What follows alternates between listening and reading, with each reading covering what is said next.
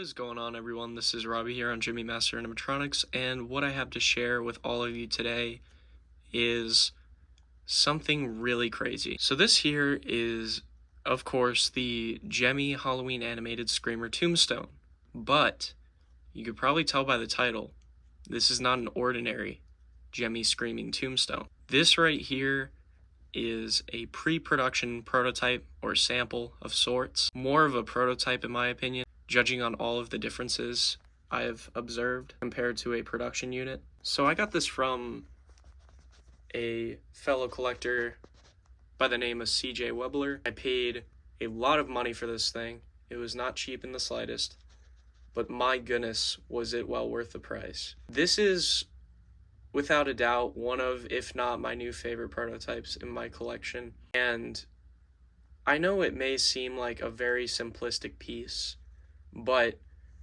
I just absolutely love every single part about this thing. And, you know, the Cursed Coffin set has been part of my life since my childhood, since I've had the zombie right there, since I was really young.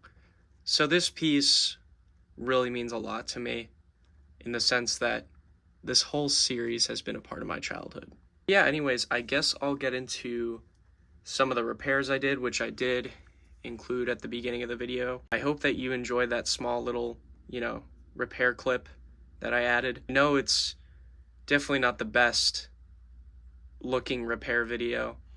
I tend to do a lot better of a job off camera, and I'm sure a lot of other people can agree. I think I just tend to do a more professional job off camera as opposed to filming everything, because I've had quite a few instances where I try and film my repairs and I end up getting distracted and it turns into a mess. So ultimately I did this off camera because this was more of a complicated repair. Thankfully though, mechanically it worked perfectly fine. It was just a lot of the electronics on the inside that were really bad, and the people I have to blame for that is definitely shipping.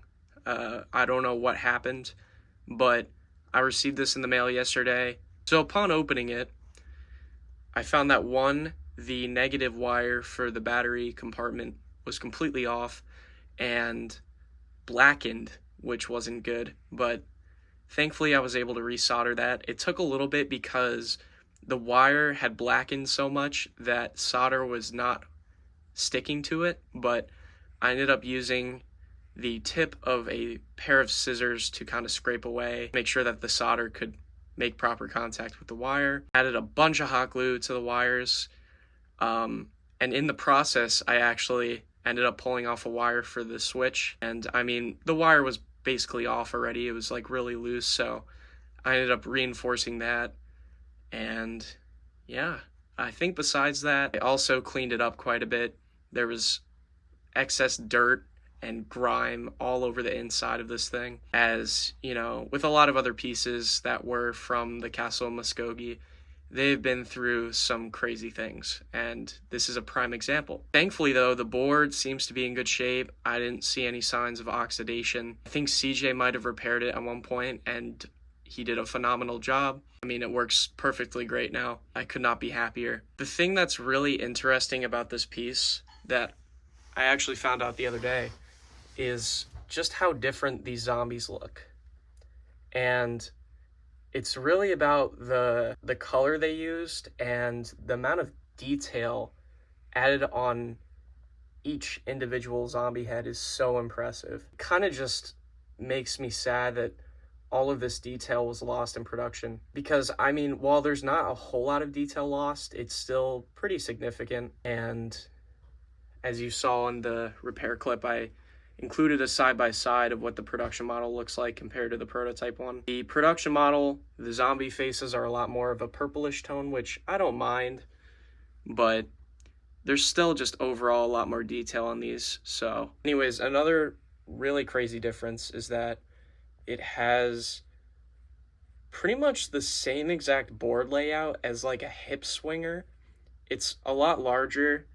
You might have noticed in the picture of the mechanisms side by side, that you got a glimpse of the production board, and it looks entirely different. And along with that, this one has an entirely separate chip that is separate from the board itself. It is kind of a nightmare in there, honestly, the separate chip, because connected to that chip are a bunch of mini, thin wires that are easily able to just come off, even by touching them.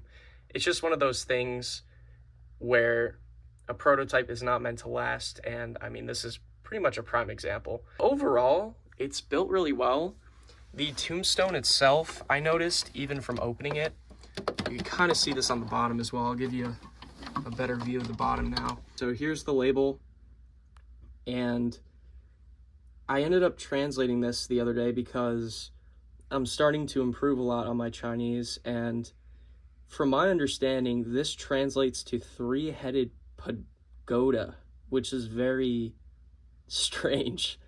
I don't really understand it. I could kind of see the resemblance to a pagoda building, but it's just a very strange way of describing this item, in my opinion.